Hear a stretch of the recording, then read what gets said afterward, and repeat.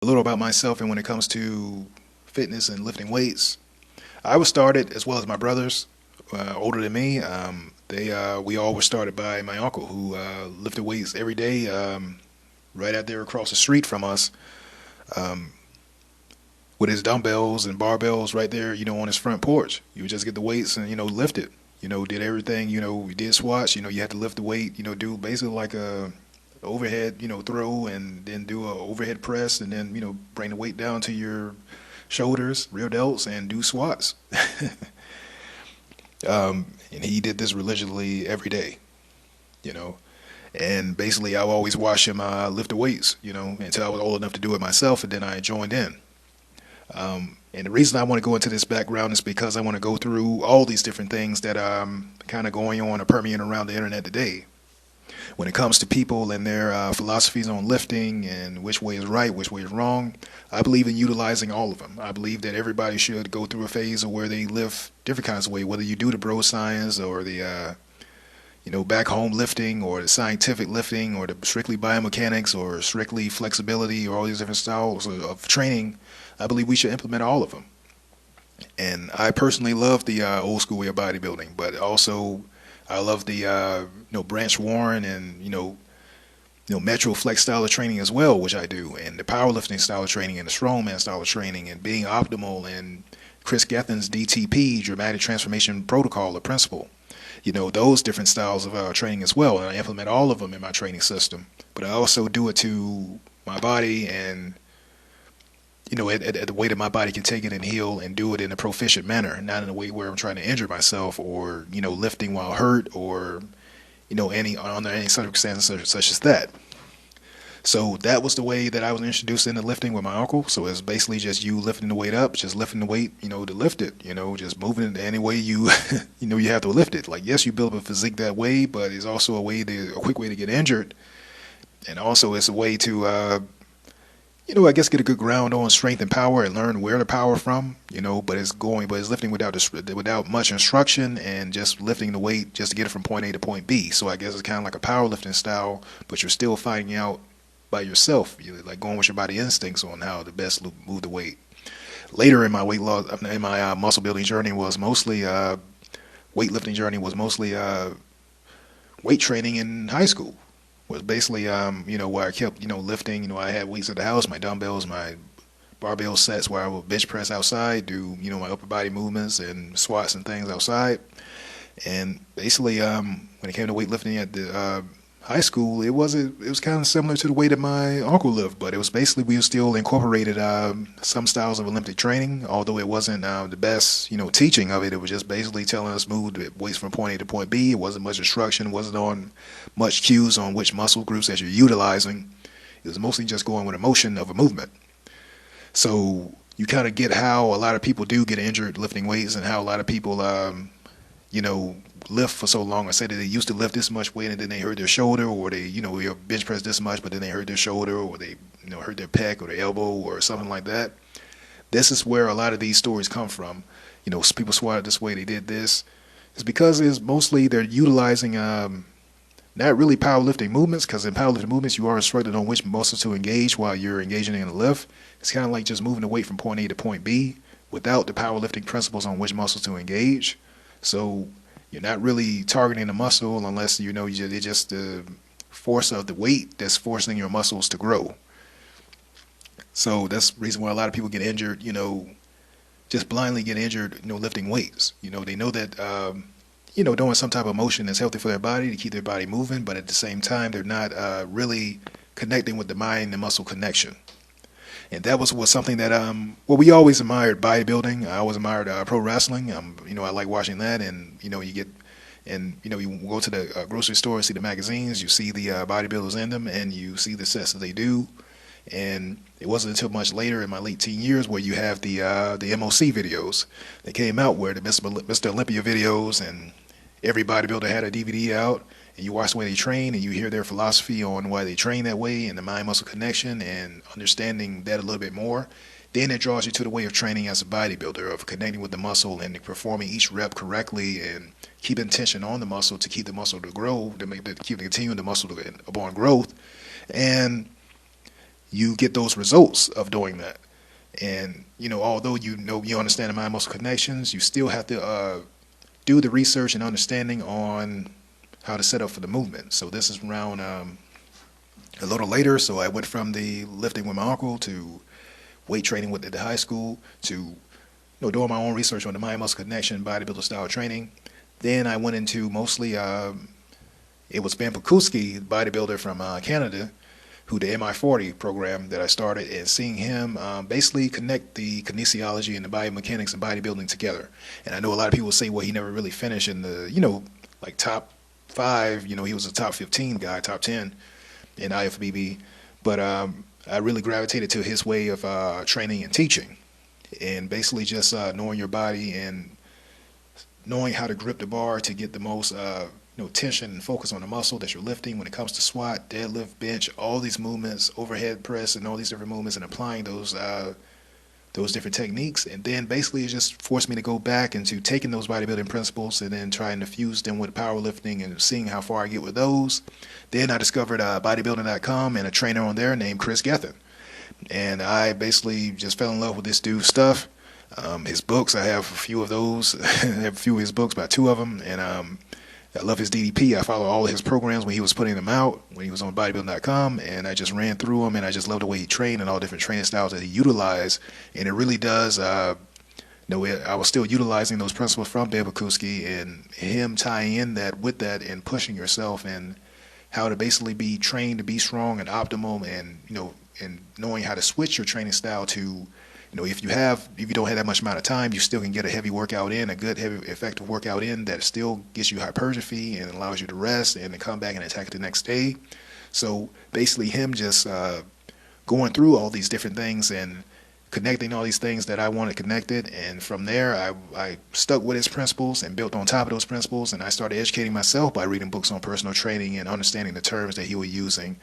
And more books on biomechanics and books on kinesiology, book on prior to periodization and programming from all these different countries, whether that's, it was back like Twitter Bumper book when it comes to periodization and strength training, what they were using for the Olympians back in the 80s, 70s and 80s, and how to set up a proper system over time. It doesn't matter how much length of time you want it to be. It could be over years. It could be over a few weeks.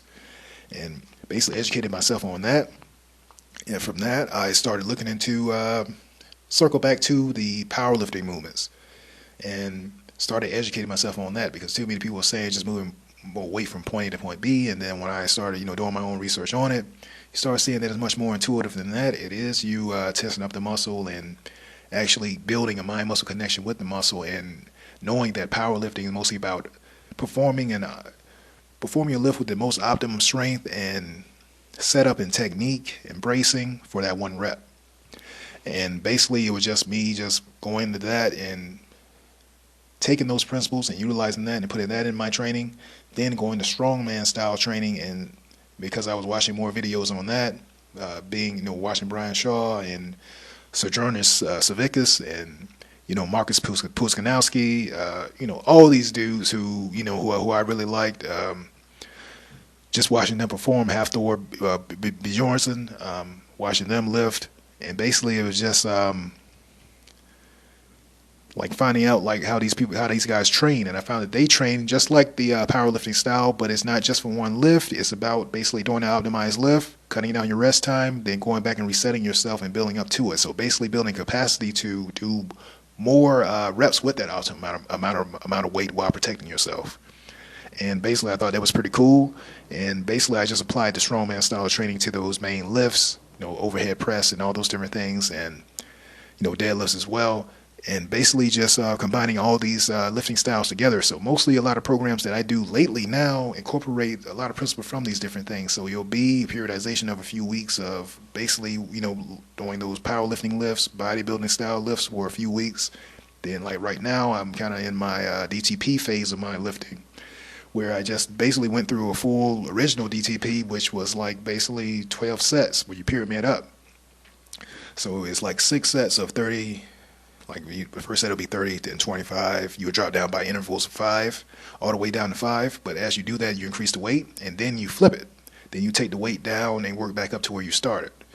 So it's a good way to, that way of working out is very great if you want a time strength for a muscle group and still get hypertrophy.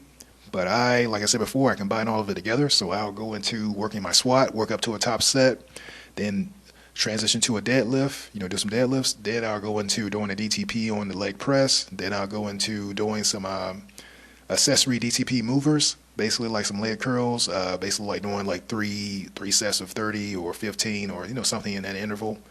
And, do some leg extensions in that as well. So basically it's just building on top of these principles and knowing what works for your body and giving your body time to grow into that phase. And basically that's the whole point of the periodization and the programming and going from week to week to week.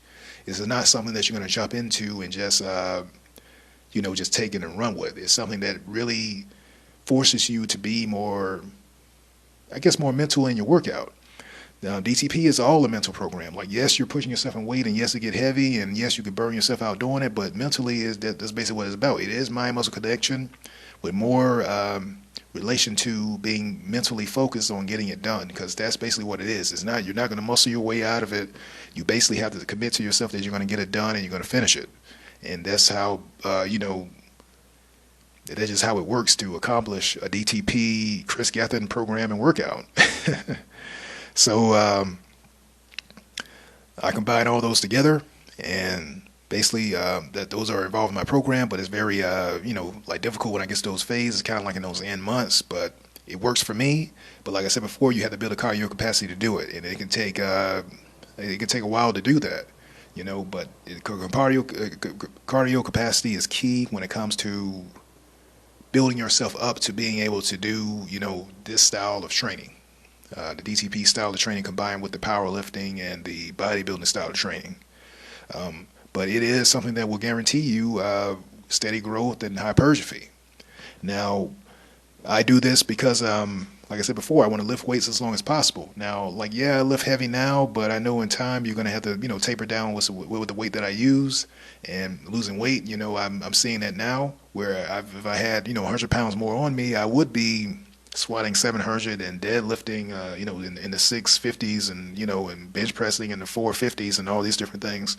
But now, I'm just bench pressing in the 350s and 360s and, so forth. And I'm deadlifting, in the 50s and 600s and and squatting in the, in the 600s and, about 640.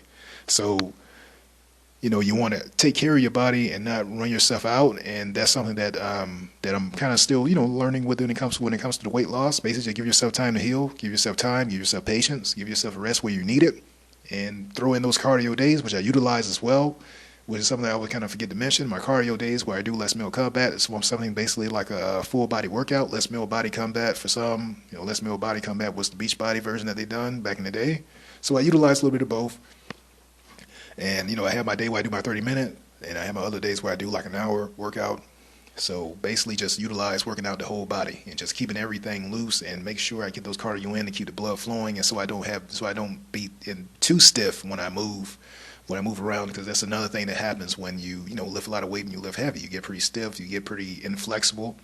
And me doing those Les Mills combat keeps me pretty liquid, keeps me pretty loose, and keep me limber and able to move quickly, and I'm not getting worried about tweaking my knees or elbows or small joints. And plus, also, I utilize a forearm machine that we do have, which is great. If you have one, please utilize it. It's great for your wrist, good for your elbows as well.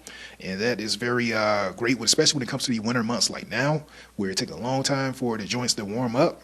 And, as the older as you get, especially when you age out of your 20s and into your 30s, you need to warm up a little bit longer, and when it comes to the winter weather, it's okay to wrap yourself up and take care of yourself. And I've been wearing wraps I guess in my first year, wearing it throughout the whole year when I squat or when I, lift or do certain things like that, just to protect them just in case. I don't need it on my squats, but it helps. It helps to keep the joint warmed up. It keeps you, it just keep everything together and stable. You don't have to worry about anything getting loose or tweaked.